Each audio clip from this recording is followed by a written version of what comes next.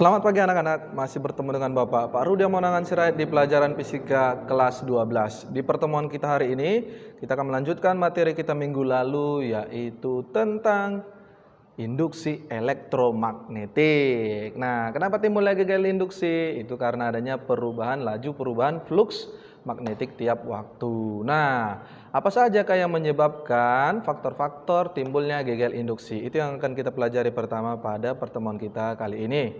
Yang pertama, yaitu gagal induksi itu bisa timbul karena adanya perubahan luas bidang kumparannya. Luas bidang kumparannya itu bisa berubah, ya. Kemudian yang kedua, perubahan orientasi sudut kumparannya, ya, atau tetanya. Kemudian C, perubahan induksi magnetiknya. Kita bahas satu persatu. Yang pertama, gagal induksi akibat perubahan luas bidang kumparan, ya, akibat luas bidang kumparan. Nah, yang perhatikan gambar berikut ini.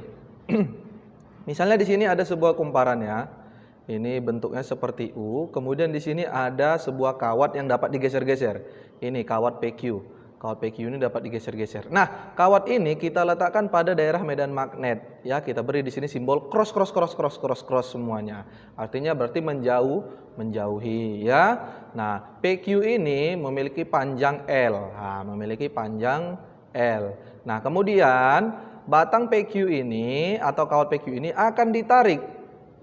Ketika ditarik berarti dia bergerak. Ketika dia bergerak berarti di situ ada kecepatan V, ya. Dia ditarik sejauh S. Nah, sejauh S sampailah di titik P aksen ini, Q aksen ini. Sampailah di titik ini. Kan dia mau ditarik. Nah, seperti itu. Nah, mula-mula berarti kan luasnya ini 1, 2, 3, 4. Nah, bentuknya persegi, ya. Kemudian setelah ditarik ternyata bentuknya menjadi persegi panjang. Nah, seperti itu kan berarti di situ ada perubahan luas. Seperti itu, Nak, ya. Oke, berdasarkan gagal induksi hukum Faraday, gagal induksi sama dengan N delta flux per delta T, ya. N-nya kita anggap 1 saja, ya. Kemudian flux itu adalah B dikali A cos theta. Cosnya kita anggap aja 1. Ya, berarti B kali A saja. Berarti gagal induksi sama dengan B kali A per dt. Turunan, ya, Nak, ya. Oke, karena di sini yang berubah adalah luas, maka B-nya kita keluarkan. Nah, gagal induksi sama dengan B-nya kita keluarkan. Kemudian D, S kali L. S kali L itu dari mana? Ingat, luas itu adalah panjang kali lebar. Panjangnya kita anggap L, lebarnya kita anggap S. Nah, berarti S kali L per dt. Karena di sini yang berubah adalah S, berarti kita turunkan si S-nya, L-nya kita keluarkan. Berarti menjadi B kali L ds per dt, ya. S per dt yaitu jarak yang ditempuh kawat PQ kemari. Nah, itu, ya.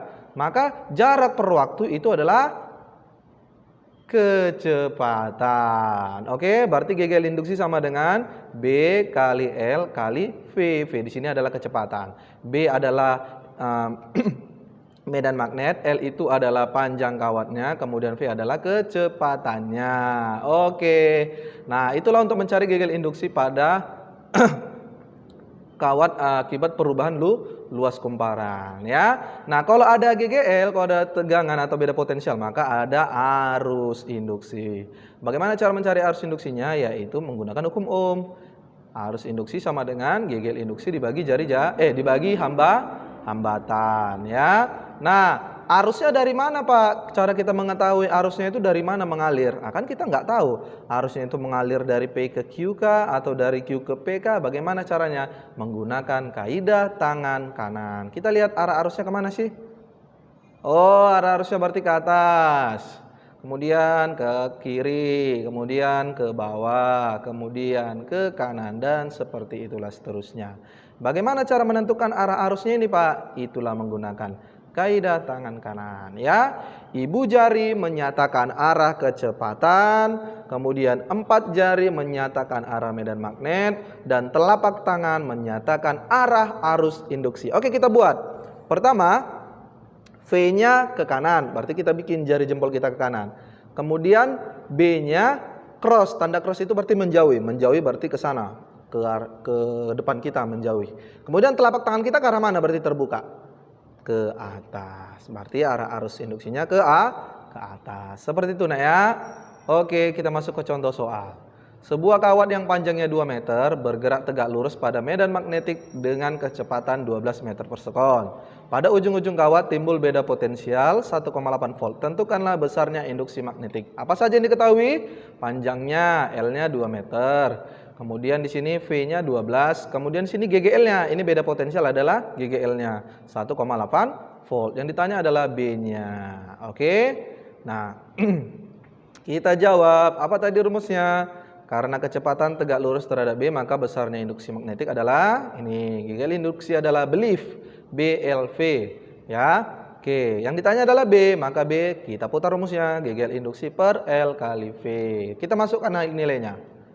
B sama dengan GGL induksinya 1,8, kemudian L-nya 2, kemudian V-nya 12. Hasilnya 0,075 Tesla atau Weber per meter kuadrat. Oke, itu contohnya. Lanjut. GGL induksi akibat perubahan sudutnya, ya. Oke. Perhatikan gambar berikut ini. Nah, ini itu diterapkan pada dinamo sepeda. Pernah lihat dinamo sepeda? Nah, dinamo sepeda itu kan ketika diputar, ya, rotornya, dinamo sepeda itu, kemudian lampunya akan hidup. Nah, kenapa lampunya hidup? Karena semakin kencang kita mendayung sepeda, maka lampunya akan makin terang, seperti itu kan. Nah, artinya kenapa bisa seperti itu? Itu timbul GGL induksi. Berarti di situ ada arus induksi, ya. Itu contohnya. Nah, ini cara kerjanya seperti itu. Nah, berarti di sini ada perputaran kumparannya. Ketika kumparan berputar, berarti di situ akan terjadi perubahan sudutnya. Seperti itu ya. Ini medan magnetnya, south north, ya. Kutub utara, kutub selatan, ya. Kemudian di sini akan ditimbulkan yaitu arus AC, yaitu arus bolak-balik, bukan arus DC anaknya, yaitu arus bolak-balik kalau dia. Oke. Seperti inilah gambarnya, ya. Oke. Nah, ketika di sini dia berputar, berarti di situ ada kecepatan sudut atau omega, ya, karena di sini sudutnya berubah. Oke, kita lanjut. Nah, bagaimana rumusnya GGL induksi? Ini tadi ya rumusnya, min N d flux per dt. Kalau n-nya kita anggap 1 nggak apa-apa, langsung aja d flux per dt. Oke, kita masukkan. N sama dengan apa tadi flux? BA cos theta per dt. Yang berubah itu apanya? Tetanya, berarti B dengan A-nya kita keluarkan. Nah, maka rumusnya menjadi N kali B kali A d cos theta per dt. Nah, theta itu apa? Theta itu kan sudut, perpindahan sudut. Perpindahan sudut itu adalah kecepatan sudut kali waktu, omega kali T. Berarti kita rumusnya menjadi NBA D cos omega kali T per DT. Seperti itu ya. Oke, maka turunan dari cos itu apa? Turunan dari cos min sin, ya kan? Min sin. Maka menjadi NBA kali omega. Omeganya maju ke depan ya. Kali sin omega kali T. Inilah rumusnya ya. Nah, GGL induksi itu bisa maksimum jika sudut tetanya itu berapa derajat?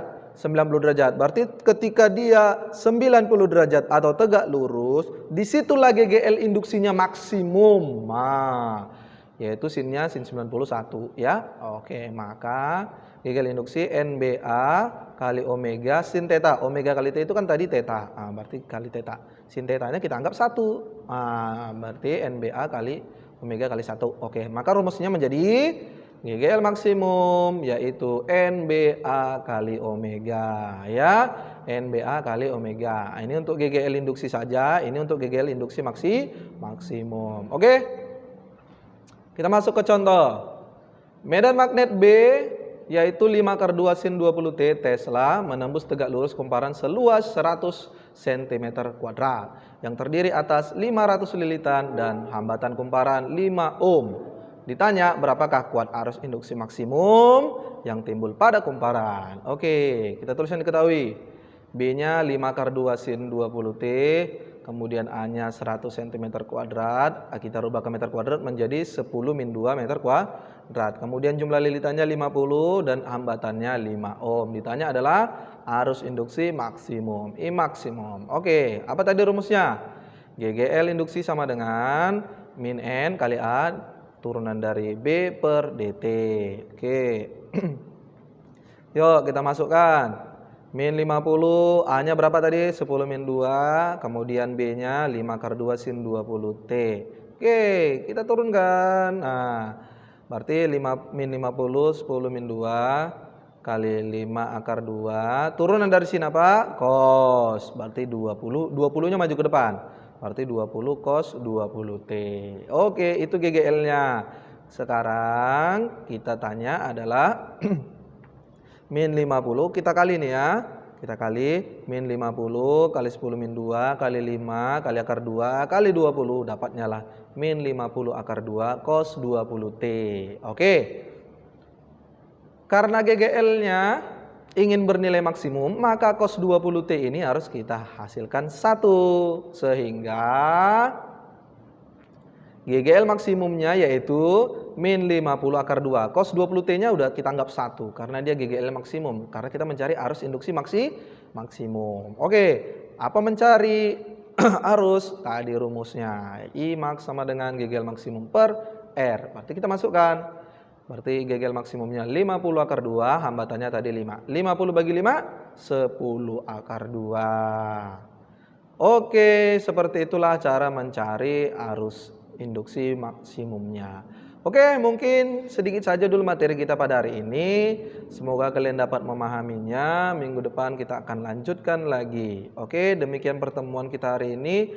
Bapak sudahi, selamat pagi.